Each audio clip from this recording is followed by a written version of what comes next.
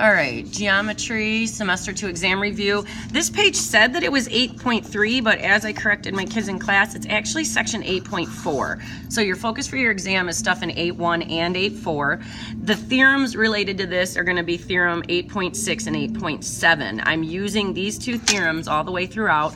They're on your cheat sheet. Again, theorem 8.6 and 8.7. You have the basics of them on your cheat sheet. You may want to look back in your notes. These theorems help me set these up. I'm going to start with number 3. The theorem tells us that this part here, AB, where I put an X, they want us to find the length of AB, so I just put an X there.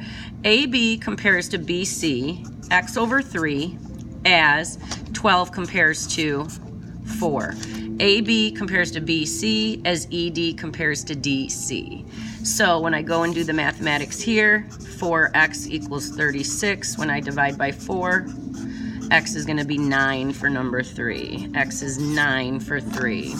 When I look at number 4, make sure that my video screen is good. Yeah. So number 4, same idea. This outside part 18 compares to this piece x as 12 compares to 14. So when I go and multiply, cross multiply in here, I get 12x equals 252. And when I divide both sides by 12, x is equal to 21. Going on to number 5, 6, 7, and 8. This is a question of whether or not theorem, so actually theorem 8.6 was these two. 8.7 is the one that says if these proportions, like we compared up there, are equal to each other, then I've got parallel lines here. So what we need to do is check and set up for each set of these. For number 5, we're checking to see if these fractions are equal. Is 5 compared to 8 equal to 7.5 compared to 12? Is 5 compared to 8 equal to 7.5 compared to 12? Now you can handle these a couple different ways. I like to just turn them into decimals and see if they're equal to each other. When I do 5 divided by 8 in my calculator, I get 0.625. When I do 7.5 divided by 12 in my calculator, I get 0.625.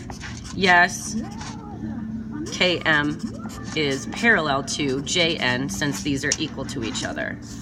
So number 5 is there. Number 6, getting the idea here. Number 6, let's see, 5 to 8, so we're going, is 22 compared to 25 equal to 22 to 25, 18 over 20.